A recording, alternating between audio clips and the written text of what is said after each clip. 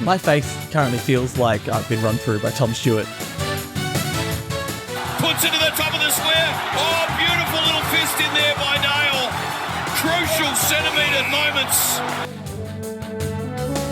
He definitely has a bit of the Belcho spirit, as I have a bit of the Belcho spirit.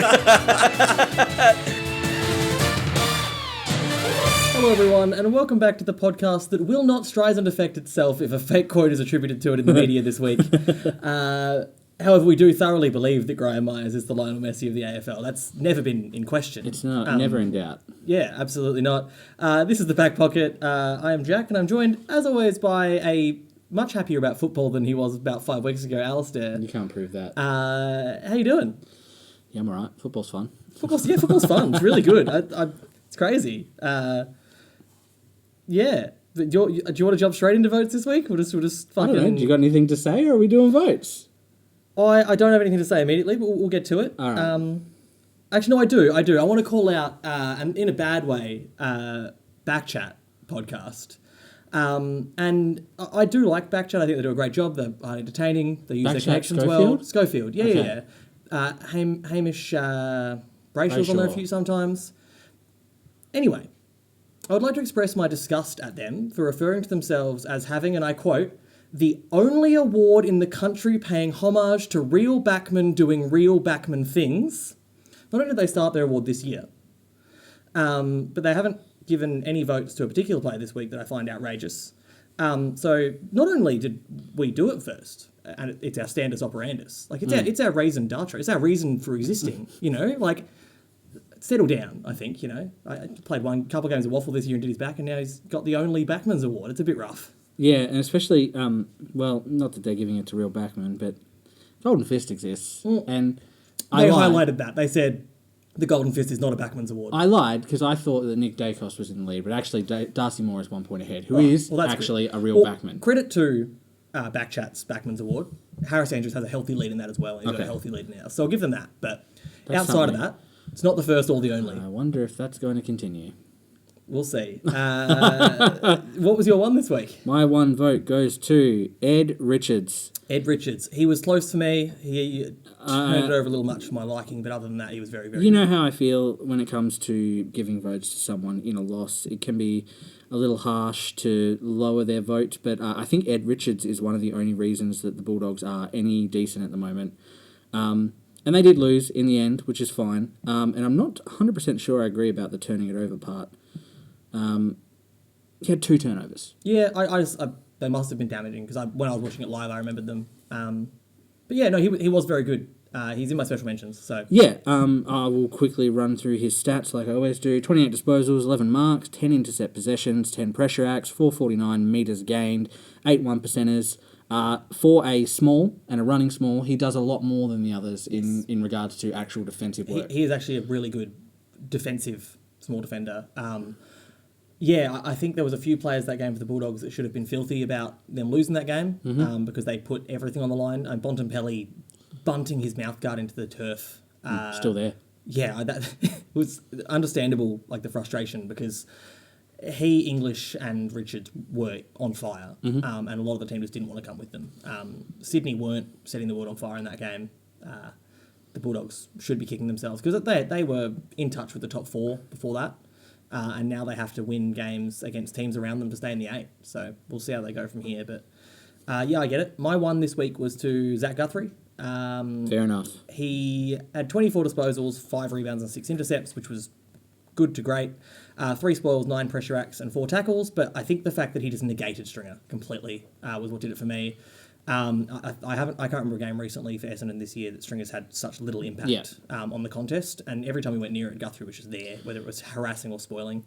For me, that was my one. I've got a lot of love for Z Guth, Mini Guth, whatever you want to call him. I love his horrible kicks at goal. Yep. But he had one of them. It was good. got down there to have a horrendous shot on goal. It's like I can kick everywhere else on the field, but as soon as the sticks come into view... It's weird, isn't it? One of the most reliable disposals in the team, and especially by hands, reliable disposals, and then he gets near the goals. That first goal he ever kicked was a shank. It was a long one, though. It was like 60 metres out. Anyway, off topic for a defender, but yeah, I think Zach Guthrie's good, so no arguments here.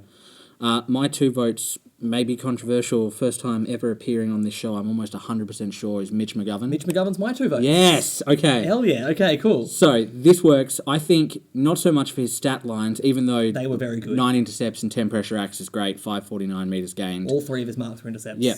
I think it is the way that he just crashes into people with reckless abandon. 1, for someone who is always so injury prone, and 2, for a team that lacks that, especially coming out of the back line. He and Jordan Boyd, who will be missing for a few weeks, have been very good at that. And I think that has been very valuable the last few weeks for Carlton. Yep, and like you said, 9 rebounds, 9 intercepts. He had only 2 contested defensive one-on-ones, won them both, 8 spoils, and 10 pressure acts that were all in the defensive half. So, and I think this week he actually took very few kickouts. I'm just going to double check, because normally he does pad a little bit by that. But not this week, I'm pretty sure. But yeah, a well-deserving 2. I'm glad you had him there too, because he was definitely mine. I think he was the standout for Carlton's defence in that game. He's really relishing having more responsibility, I think, this year as well. And just some continuity, I think. Yeah, we talked about it last year. Without his injury early in the year, Carlton's season might have been very different because he was looking really good. His delivery and ball use is incredible. And he does that well both as a half-back and as a wingman. But yeah, since he's been able to play a really solid defensive role, he's really come into his own. Yeah. So another one of those forwards turning into defender that seems to be working. love to see it. Who was your 3? Darcy Moore. Darcy Moore, all right. All right, we're going on fire this week.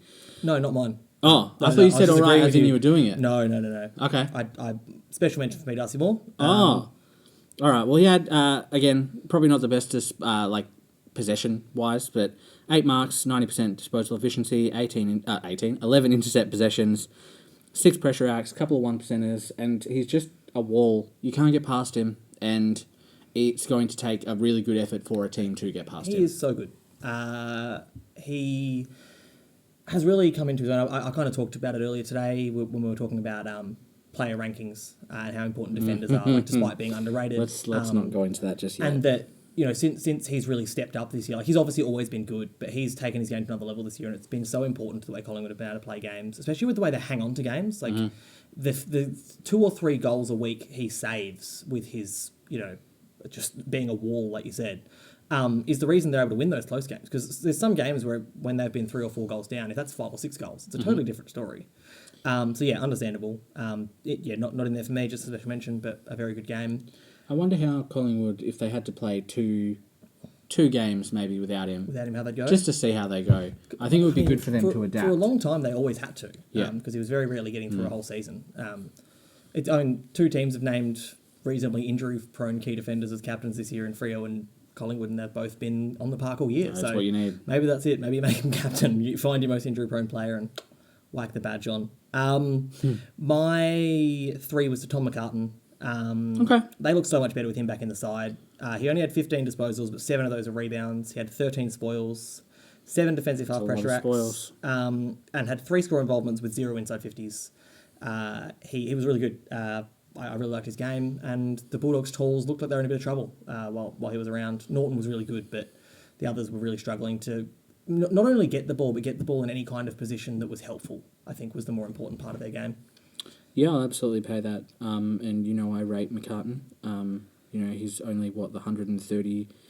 No, he's 195th in player rankings, which is a joke. It's a serious bee in your bonnet. But no, I'll pay that. Yeah. I didn't watch enough of that game, really, to... Well, didn't pay enough attention to that game. Not so much, didn't watch as much of it as in I wasn't paying attention to Tom McCartan specifically. It was a he hard wasn't game. Catching my eye. I said to you during it, I said it's another one of those, we've had a lot of them this year, Thursday night games that were shit. close but just slogs to watch. Neither of those teams looked like a top 8 side.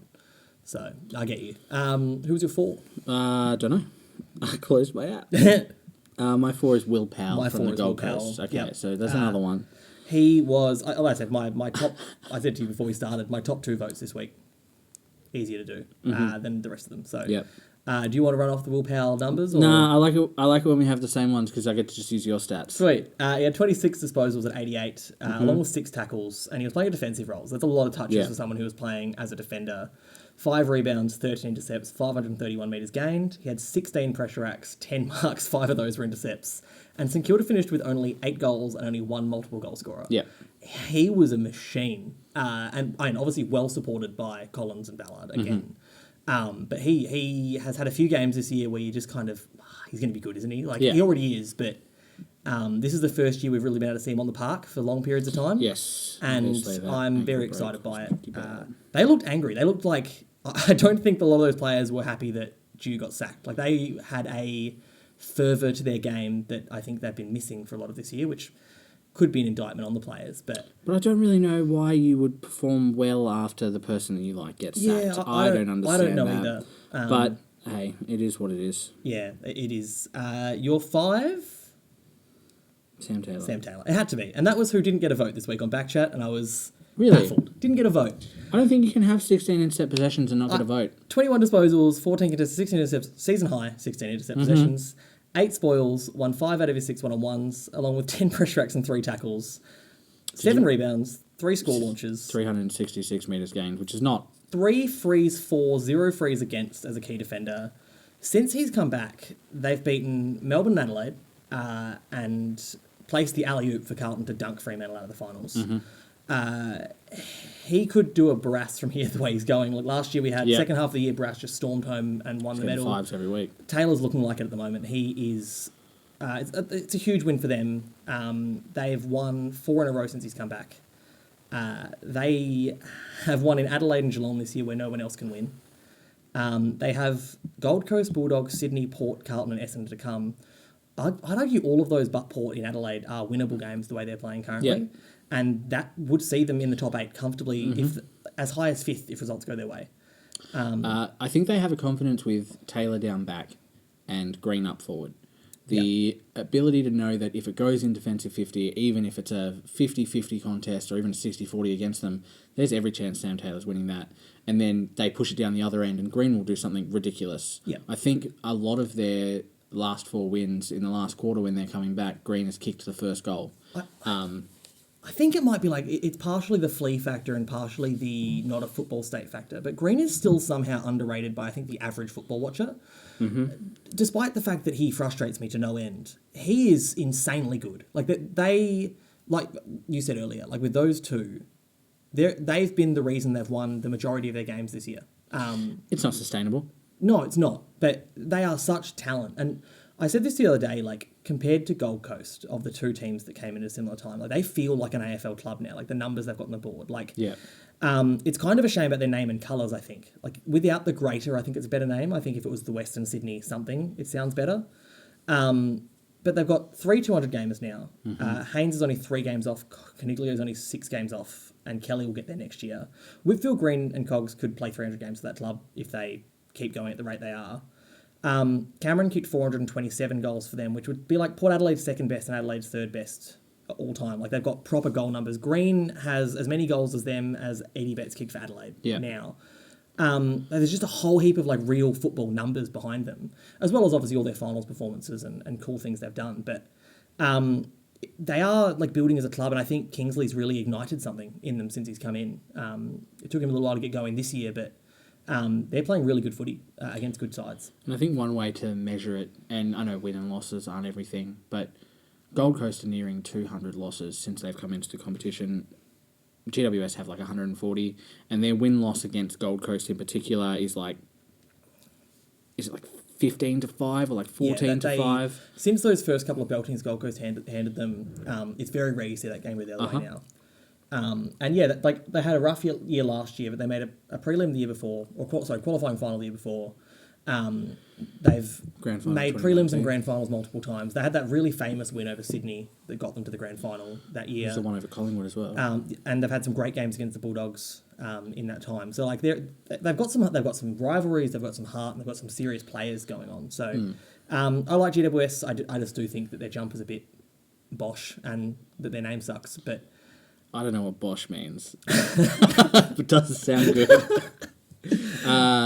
Yeah, I don't know. I like Gold Coast. I don't like Gold when Coast. people call them a franchise team. I think there's history there. It's not quite to the point of everyone but like 6 clubs are franchise teams. Richmond's a franchise team, and so was University. Like I just don't think that they have the star name yet. And points to David Swallow or Andrew Yeah. Swallow. Which one is it? There you go. That's my David, point. Yeah. Because A Lynch soldier, only kicks- but not Lynch the is still their legend. leading goal scorer. Yeah. He only kicked like 240 goals for them. And that will change. Ben King will be their leading goalkeeper. Absolutely. Like it's not provided going to he be a doesn't play. Well, the competition. second for them just can't get a game. Sexton would have gone past him if they would play him. Well, you know why they don't play Sexton is because he's exactly like Dan Mental. Yes. He'll kick 4 goals, but he will be a negative drain. Yeah, for sure. Speaking of Gold Coast, we're leading into day one of the 4th Ashes test, and there is some heavy dew on the cricket pitch. Fucking hell. What a strange That one to is, end up. 1, a bad joke, and 2, a fat joke. You should be It wasn't ashamed. meant to be a fat You joke. should be ashamed. But I guess it is, because he's a big lad, Stewie. Weird. Why is he there? Why is he with the I don't team know. in kit? I don't know. He's just hanging out. Yeah, I guess. Why was Joel Selwood there?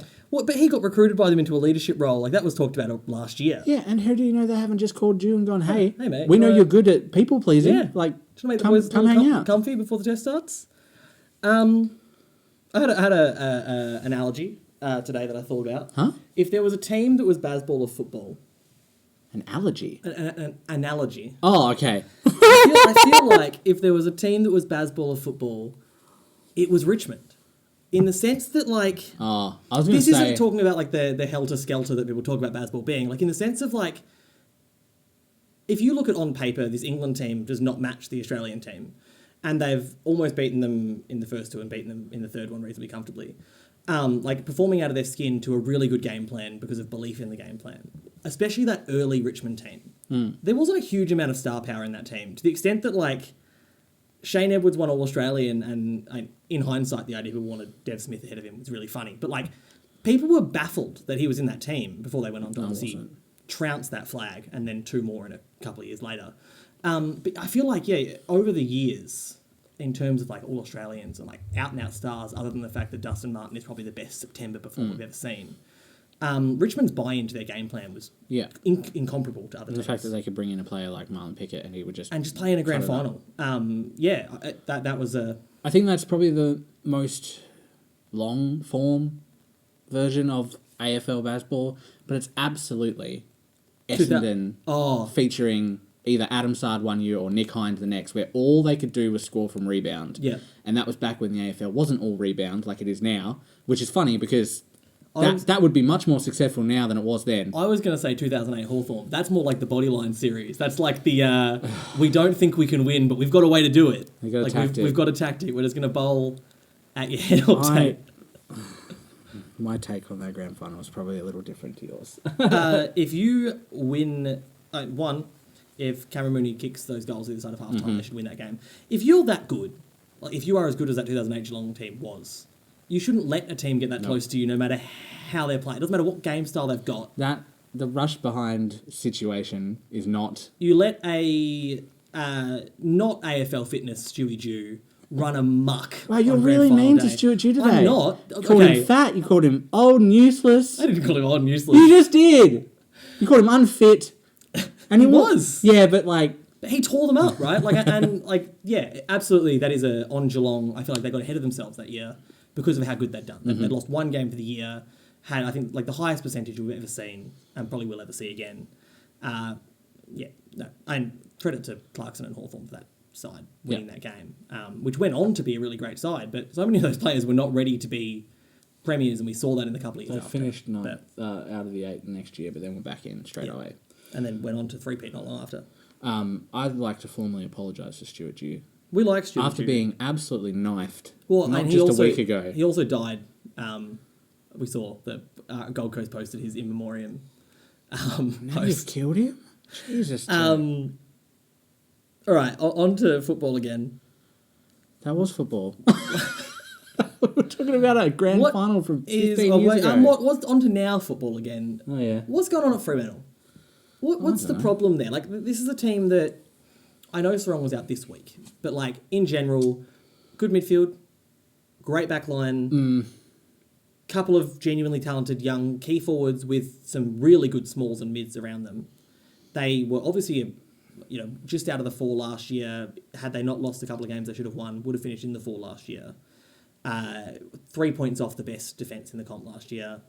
This year they're having 80 to 100 kicked against them almost every week. can barely win the football. I don't know what's happened. Like, how do they? I can give you my rundown of what I think. if Yeah, you'd like. I'd love to hear it. I think, for the most part, and this is not every game because I believe they've both gotten votes this year for good games, but I believe Luke Ryan and Hayden Young have been found out a little bit more defensively. Yep. I would like to shout out Brennan Cox. Brennan Cox for is still very being good. very solid. Yep, totally agree. I think, and we talked about it the other week, Brandon Walker has been a bit of a disappointment this year, and that's 4 of their back 6. Jordan Clark's been fine as the rebounder. Career best season. Yep. I think their midfield has fallen away slightly, mainly due to the mix and the pressure. Obviously, Erasmus and Johnson are first and second year players or whatever. I don't know. Mundy's a huge loss, I think. Mundy and huge Akers loss. are the two I think that are really. Akers is gone. Their wings are unsettled. Fife, when he's in, has not been good enough. Brayshaw's fallen away just a little bit. Not a huge amount, but just a little Yeah, bit. he's not having the impact he was. I mean, he obviously won the Coaches Award last year. And their forward line is 3 19 to 21-year-olds. It's just not ready. Yeah. So overperformed last year is part of Yes. your assessment. So But- I'm hoping that's the case, like a 2019 Melbourne or 2016 Richmond, where they had a good I'm year not. the year I don't before. want to win. You know what I mean? Like, they had a good year the year before, probably overperformed, and then kind of reverted to where they were at, maybe a bit lower than where they're actually at the next year, to push after that. Because I'm not they should be a better 100% team now. sure. They should be a better team next year. I think if they address maybe their wing issue, I think O'Driscoll was the sub last week, wasn't he? I still think he's their future wingman. Yeah. And their forwards will get better with time. We've already seen how good Amos is, so there's Yeah. no problem there. But he's 19. How do you reckon Brody feels about being left out of that side ahead, with those kinds of players ahead of him? I think Brody's main problem, and it's a problem you see across the league, is he's an impact mid, which means he has to have 30 to 40 minutes off the ground a game to play that role. And it's possible he racks up 30 in the time he's on there, which is huge. But you don't get the other rest into other players. I don't think it's super sustainable, and that endurance is important. And I think, even though they are kids, I think Erasmus and Johnson are doing a better job there. It's just kind of insane that, like, 2 of their wins this year have been over Melbourne and Geelong, who are currently third and fifth, fourth and fifth. And you'd say that probably money would have them close to being not too far ahead of Hawthorn in Melbourne in round 24 now. That's a crazy drop. I can't believe it's wild to They think beat that they've Geelong been bottom back to back 4. as well. Yeah, And yeah, they could finish bottom 4. yeah. And I think that's where they're at right now. But it's not looking great. However, it can turn around. It's just a real shame that their picks belong to Melbourne, isn't it? It So is. They can't even take advantage and of their how often do we fall. see that happen, where a team trades out future picks, expecting to... Collingwood did it a few years back, when they had their Didn't really one bother blip them, year. did it? Didn't at all, no. But so often you'll see a team, trade out those picks, the future picks, expecting to do as well as they did that year or better, and then have a huge drop-off. And that first round pick becomes a really good one. Like Melbourne's going to be loving that now. Yep. And GWS is already set for this year. I'm pretty sure Melbourne are going to have 3 picks within 25 or something. Yeah, it's crazy. Which is nuts. Yes, it is. For a team that's gonna finish top 4. Look, Jackson has been very good, especially when Darcy hasn't been there to cover that. But no one's worth that, especially not a ruck. You know how we feel very similar about. Yes, paying we overs talked for about rucks. this today, but I'm not going to go into it further. Yeah, it's weird because if you said, hey, give up your future first and your future second and another first for Nick Dacos, I'd do it in a heartbeat. Yeah, he's so good. But I wouldn't do it for Luke Jackson. No, I wouldn't do it for a ruck or even a key forward that's not proven to be just about the best key forward going around. Look, there's a couple Like, of I wouldn't do it for the Kings or Hugo Hagen yet. Like, I think I would don't- do it for Max King. Yeah?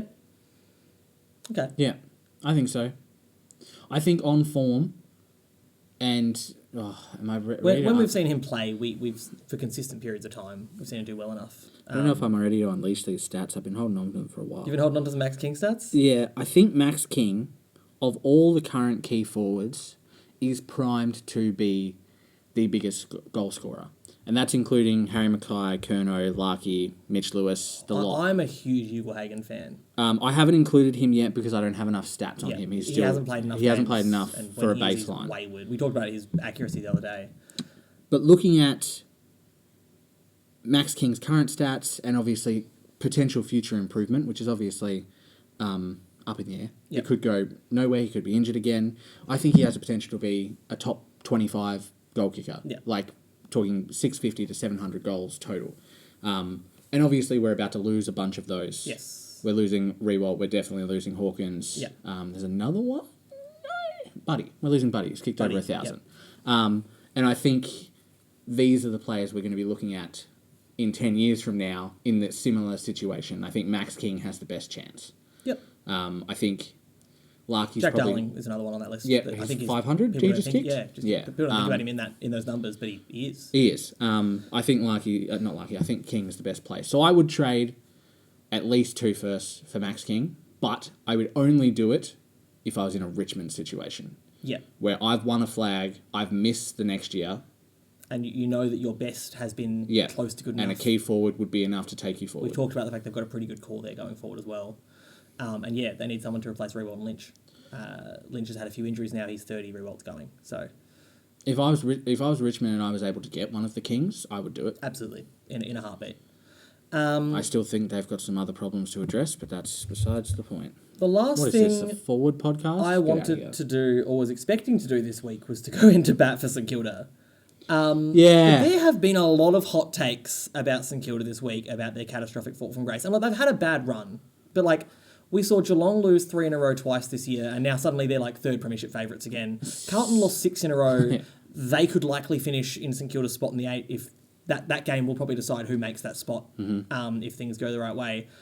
Like you can't write them out of finals because they're sitting Kilda have 6th in been the ladder. win, loss. They've only lost 2 in a row, and they're sitting 6th. And there's an article on the AFL front page saying they're fall from grace. I get it because it's like they've lost Sure, 4 they were of the last first at the 5 start of the and year. barely beat West Coast. So that's like the issue. But like we've seen Geelong, Brisbane, Carlton, GWS, probably Adelaide and Essendon now all written off at different points, like due to single performances. And like some of these teams, especially Geelong and Brisbane and to a lesser extent Carlton, are now being talked about as possibilities again. It's very strange. David King and Lee Montagna have basically picked They Carlton are- for 7th already. They are in 6th spot. They've lost to 3rd, 4th, and the dead cat bounce in in their last few games. You know those don't count. If they beat any one of Carlton, Richmond, or Geelong in their run home, provided they beat Hawthorn and It's and almost North, who you enough to expect them secure to, them they will because make they're finals. around And the mark. if one of those teams they beat on the run home is Geelong, they could finish as high as 5th. But now to balance that out, so I don't feel icky about saying nice things about St Kilda, I do find it very funny that the new friendly Ross is totally He's gone. gone. His team is reprehensible. They fumbling. do not have, they lack a fundamental ability to make correct decisions on a football field, and frankly, a lot of them don't deserve to be out there, according to Ross Lyon. How that has changed from, this is a mulligan, isn't it? Yeah, that was How only a couple of weeks has ago. changed. He has I think I called that out too. turned so quickly. The question is, does he do anything about it? Does he drop 8 players? You have to wonder, don't you? And we know he's capable of that. I remember him doing it at He's Fremantle. done it before. But yeah, this new friendly Ross, who was marketed to us all as, it's okay, St Kilda fans especially, like it's okay, it's not the Ross of old, it's new Ross. He's had some time off. He's happy now. He's worked with Kane Corns and Caro for 5 years. That's enough to make anyone feel better about their life. It's just funny. Like that press conference this week was really Ross of old stuff. Like it was proper miserable, negative. Didn't want to talk about his team. Didn't want to talk to the media. Do you think it'll be a similar situation to when Toby Green stopped showing up on AFL 360 when they lost? Ross just won't. You reckon it'll be the same? Like, oh, this is our new good boy persona. We're so good now. Yeah. And then as soon as shit hits the fan, they're out of there. It is interesting. I'll have a look next week. It'll be funny to see. So I've got some who would wins, and you're going to hate them. Oh, do I know any of the because players? obviously the Barbie movie comes out in a couple of days' time. Who wins? Christopher Nolan or Greta Gerwig? Oh, I haven't done 22 that. Greta So I haven't Gerwigs. done that, but it's close. 22 Keir Murphys or 22 Ryan Goslings. I think Cillian Murphy's insane. So I think he's got that dog in him. I'm going for Cillian Murphy. I said like Murphy and Irish as well. Like they've got a good. Like, are we talking like them as actual people or is them as roles? Because are you talking like Cillian Murphy as the Scarecrow, or are we Oh, talking no, I'm just like talking about them as like them. They're the Ryan people. Gosling as the guy from The Nice Guys? Like, No, right. It'd be like if we're doing that, it'd be like Ryan Gosling from Blade Runner, and Keir. But no, I was talking about them, the actors, the people. So like Murphy Irish translates better. But who knows? Gosling could have a basketball background. We don't know that. that's the stupidest thing we've ever done on the show. All right, 22 Margot Robbies or 22 Emily Blunts? Oh, 22 Emily Blunts, no question. Yeah, Sorry. so like we've all seen The Edge of Emily Tomorrow Blunt's a hero. / Live Die Repeat / All You Need Is Kill or whatever the fuck you want to call Why it. Emily Blunt?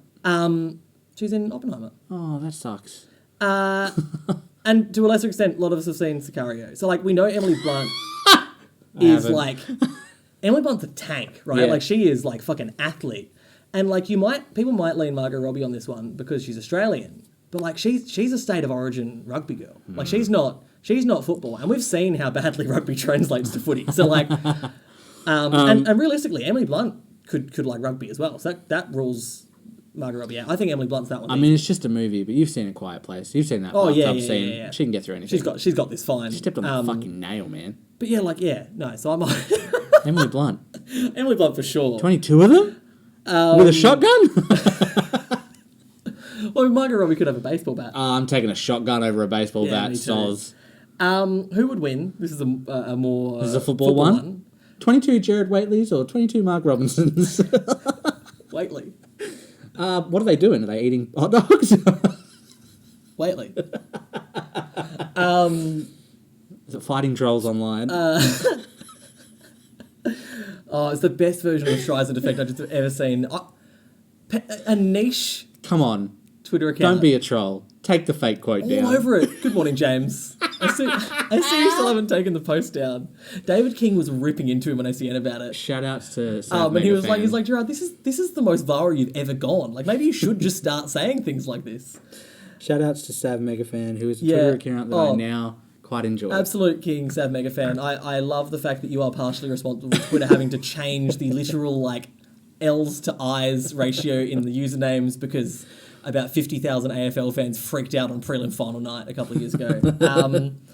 Who would win 2008-9 Melbourne or 2022-3 West Coast? 2023 West Coast. You reckon? Yes. I think West Coast only because 8-9 Melbourne would tank. Yeah, sure. You can say that. If you look at the talent... Yes. West Coast has a much stronger list. And are we talking full list West Coast no easy. injuries? I more meant like the teams that have gone through those 2 years, like the actual playing squads we've seen. Because just alone, Oscar Allen and Jack Darling with players like Cripps and... Gaff played really well again on the weekend. Cully can be in the forward line because he's not injured. Marriage has been really good for them. And their midfield at its best is just better than that Melbourne midfield. It is. I know they were tanking, but they were also... Jinby would have been the best player in that Melbourne team. Yeah, by far. Because he tackled. The Herald Sun today, who is apparently technically a newspaper that operates in Australia, posted an article about Caleb Poulter's kitten dying. Oh. That was an article. They posted an article about it. It was like 2 months old. He'd only had it for like a few weeks. Posted, Twitter, headline. Why? I don't know. It's really sad. Yeah, it is sad. I hope Caleb Poulter is all right. Me too, but I don't think that's newspaper worthy. No. I don't know. Was it 4 times above the legal limit? Because when I saw it, Sorry. when I saw it, right, it had like the blue background. So I just immediately assumed it was a Daily Mail. Because that's the kind of garbage that they post like all the time. That's their whole thing. And then I was at the Herald Sun, I was like, don't they like write about like actual football? Like how does that... Star footballer's kitten dies. It was, I can't see why it's headline. I liked that it also said Bulldogs draftee. And I was like, technically. Anyway, shout out, commiserations. Yeah, I like your mullet, Pultz. Pultz. I think you played well on the weekend. You kicked a goal and I liked it. If we're bringing in Tassie, right? Oh boy. Saying that you have to hypothetically cull or merge away 3 teams. Not doing it. Not doing it? Okay. I've said this before and I'll say it again. Yep. You can talk about how Gold Coast don't feel like a club. Yeah. If they folded now, I would feel bad. I think it's a similar boat for me because I wouldn't feel bad for... I'd feel bad for Gold Coast. I wouldn't feel bad for a lot of the clubs, but I would feel bad for a lot of the fans. Yes. Because I think we saw the issues it caused with Fitzroy fans when it happened to Brisbane. Fitzroy fans still exist. And we saw... It's similar with South Melbourne, Sydney. They carried a lot more than I think Fitzroy did because they didn't get merged. They just got moved. But I do think that's the problem the AFL's found themselves. There's too much history. You can't do it now. Yeah. Unless a club literally goes bankrupt and is unsalvageable, it's not happening. Really bad scandal that most other leagues would close a team like down for. if you find out that all 44 players on the list... 43. 43, depending on their category A and B rookies, are murderers, that club is not existing anymore. Yeah. It's simple as that. You can't replace 44 players overnight. Well, you can. They did it at Essendon. Yeah, they did, but That's still a club. Probably shouldn't be, maybe but not. it is. It is. So They got a number one draft pick for that. That was their Andy McGrath. punishment Yeah. for that. That's so weird that the AFL did it originally with Carlton. It didn't work out back then, but like when the AFL punishes a team and then that punishment makes the team bad, like it was intended to, and then they go, "Oh, you're bad now. Here's some priority picks." What are you doing? What are you doing with that? What's the point of that? Yeah, there were priority pick concessions for Carlton. Yeah. They got their picks taken away that year, They did. and then they became terrible. Yes. and then after And then they got another year, they were like, compensation okay, picks. now it's Yeah. fine. It's so but how weird. long do you have to wait? How long do That Essendon is- have to wait until they can get a number one pick? That is what was the next year. I know. You can arguably say the next year, Yeah. they shouldn't have got one. Yes. But are they allowed it the next year? Yeah, I guess it's hard to put a time frame on it. isn't Right. It just seems weird. It just seems weird that 1 year after that all They also happened. got punished by, and I know it doesn't really matter because they weren't. They were only doing well because they were on peptides. Sorry, Essendon fans. They weren't No. challenging. Well, with what we know about a lot of those peptides and how that season played out, And you with can them see- being amazing for the first 13 rounds, and then they lost like 7 of their last 9 games and they didn't. with a lot of soft tissue injuries. They We see didn't that. succeed on the way back either. And like, I will always be the person who says that like, people are like, oh, but the players didn't know. It's like, no, they wouldn't because they have doctors and they trust club. Like, if your club doctor tells you to do something, you do it. But circling back, because our fans are going to be very upset about this Yeah, conversation. they are. If Essendon, a team that I don't like, shut down, I'd feel crap for I fans. would be very upset. That's a huge amount of AFL history. A huge amount of AFL history. That's erased overnight. like 3 huge rivalries gone. Some of the best footballers we've ever seen. Don't have Anzac Day has to change completely, and I'm of the opinion that it should change a little bit, but it would be pretty much dead in the water. Essendon also do Dreamtime. They do the Farmers' Day. They've got a lot of history and roots, and I would be devastated if they went as much as I dislike them. And I feel the same about West Coast and Collingwood. The and only like, team- It's gotten that bad that I feel bad for West Coast now. Like, I never thought I'd find myself in The that only position. team I have no care for is North Melbourne, but I still wouldn't want them to go. Yeah, I look at North with this like, it's barely even apathy. Like I just they Your best because player is they- a woman basher. yeah, and your coach might be racist. Yeah, it's just there's so many things going on there, but at the same time, I'm happy if they move, but they can't be gone. No, I agree. I think the smarter move was just to make them Tasmania. Like that feels like it made more sense. So I have to merge 2 and move 1. Is that what you said? I feel like we've had enough of a discussion on. No, on the no, merger no, of let me teams. pick. Well, no, you can either just get rid of one Or merge. or merge one with Tasmania. Well, I don't know. Yeah, bring Tasmania in and merge 2 others. If I have to get rid of one, there's no way it can be anywhere but Victoria. Yeah, because And they've the- already got the too many teams. Only teams that I think are compatible with that are St Kilda and North Melbourne, Western Bulldogs being the third option if you have one. Yeah. I obviously would be leaning towards North Melbourne. I would rather them just move to Tasmania because they already have roots there. St Kilda has... What if you merge St Kilda and Gold Coast and put them in the Germany kit? Well, I mean, that would be good because I would get to see the Germany kit more. But again, St Kilda has, and even though it is like the losingest history... It's a very losing history. It's important. Yeah, it is. I know we talk about horrendous big footy takes on this podcast a little bit, but I saw one today that was kind of funny. It was someone trying to they're really bending the numbers too. They were like, why are, of all the powerhouse clubs, and it was so funny, this is just someone trying to, clearly a Collingwood supporter, Stir up trying to another- put shit on Carlton and Essendon. Yeah. Because they're like, since 2001, I was like, what a strange year for you to choose. It's almost like Essendon won a flag the year before that.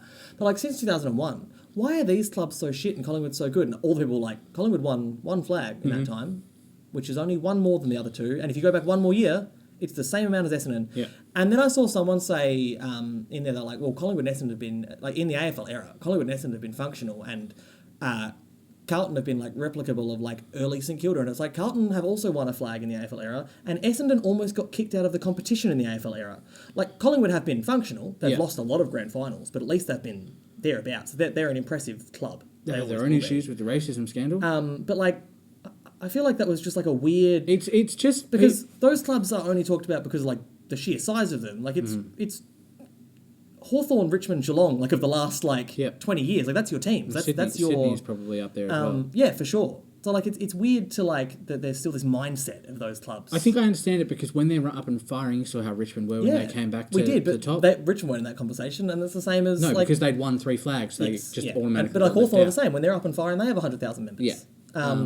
It's rough. People have weird empty takes. I don't understand the antagonising, although I do it to Zabe. It's funny sometimes, isn't it? It's funny. I've even done it on this podcast here tonight. we threw a few stones out. It's rough. I'm very excited to get a message about brown paper I need bags. Collingwood to lose to someone, so I can stir them up for it. But they just keep only losing games where it's like, yeah, that's okay. We'll see how they go. If their history is anything to go by, it will be like they'll make it to grand final day and then lose a really close one. It'll be traumatic for them for the next 10 years. Yeah, I don't know. Apparently, I'm not calling anything. the Pies players who play in grand finals is like a history at the club, but like they get a tattoo of it. And I didn't know that. That means that the clean and scrupulous Scott Pendlebury apparently has a 2010 tattoo on his foot or ankle somewhere. Oh, his foot. Yeah, I don't know where it is, but yeah. So that's a weird one. That's like an interesting little club tradition that I don't know how to do it. Yeah. What if you're like Jamie Elliott? Like he must be running out of spots he could put that tattoo. Put like a little secret 11 or like just get it there. in there somewhere, like a 23 on there. Yeah. He's been great since he's come back as well. He is. I know that you get frustrated with him because every time he plays Carlton, he seems to kick 4 or 5 goals. Well, he's doing that to everyone now. Back then, it was just. I really like Jamie Elliott. He lands hard. Mm-hmm. I've never seen someone it's like he doesn't know how to take a mark with his feet on the ground, and he always does it on an angle that makes it look like he's never going to get up again. And I have to wonder if that's led to why he's had so many injuries. He really just decides to put himself into uncomfortable spots when he takes marks every time. Jamie Elliott, what player rating do you reckon he is? Oh, what number in the comp? Yeah, what number? 124. He is 213. Okay, so he's there's 3 of him is worth 1 Oscar McInerney. So where would you put Shea Bolton in that ranking? Oh, flash in a pan, Bolton. So if Jamie Elliott is 123 or whatever I just said, but 200 and something. Oh, I said 124. Yeah, no, sorry, 213. Sorry. Yeah. Where would you put Shea Bolton? I'm going to put Shea Bolton at 156. And where do you think he actually is? 61. He's 10. 10? He's the 10th best player according to AFL player ratings. Mm-hmm. I'm sure he is. This is why... Jeremy Cameron's 50. Yeah. This is why every... Jeremy Cameron's 50. Shea Bolton is higher than Darcy Moore. This is why every He's 23 spots above Darcy Moore. Every year when... And that's so wild. Because Jeremy Cameron had what would be everyone was he got knocked around and had what he would be disappointed in, but he got through the game, so everyone was happy with that. Got whacked in the face twice, rib tickler through the game. Still had 17 and won 3. So and one out in the full as well. Throw that in there. It's the new classic Jeremy Cameron who never scores. An average this year of 3 goals and 20 touches a game, and Bolton's ranked higher than him is baffling to me. But this is also why at the start of every year, when the Herald Sun posts the elite players in each bracket, everyone loses their minds because the rankings make no sense. And Jeremy Cameron, I want to say, Shea Bolton probably doesn't get enough disposals to be elite in his category. No. Jeremy Cameron must get the most disposals out of all key forwards. Insane numbers. He puts up incredible numbers. We're talking numbers. Nick Rewalt back in the day numbers. And in terms of marks and shit, just as high as well. And he's a playmaker. And kicking from ridiculous angles too, which they probably don't even take into account. Goal of the year contender he had, and expected score should probably be calculated into there for forwards as well, right? But yeah, he had 3 handballs that set up his own goal he resulted in, which is something that you don't see forwards of his size do. I'm glad we don't know any Richmond fans because I can't face that much. Hatred. Yeah, Richmond. The Richmond fans I've ever actually known are really chill, normal people. The ones I see on the internet are insane, and I really thought that at the height of Hawthorn's powers, success changes people. They were going to be the number of it, but Melbourne fans are pretty placid, but that's because they don't leave the house unless it's to go to the MCG members wing. Collingwood fans are. They get ahead of themselves, but I don't find them to this rabid, insane level. Yeah, wait until they win. But even Hawthorn were arrogant, but didn't have this cult-like weirdness about them, and then there's just not enough Geelong fans online. Like, there's some that are bafflingly stupid, but there's just not enough of them. It's just like Jack Flash, how you doing? There's just not enough of them. He was lamenting the fact that West Coast weren't called the Perth Eagles today online, and I was like, they shouldn't have been, because that would have been a stupid name. So I have no idea what the last thing we said was, but we're going to leave that there, because that cut out because of our not dead kitten. Is he a kitten still? Well, no, he's not. He is over a year old, like a year and a half. He's very small. Why won't you get bigger, Greg? Because we don't feed him. We neglect him. This has been The Back Pocket. Call the RSPCA. You will find us at rspca.com. At The Back Pocket AU on all socials. We will see you next week. www.baddragon. Oh, no!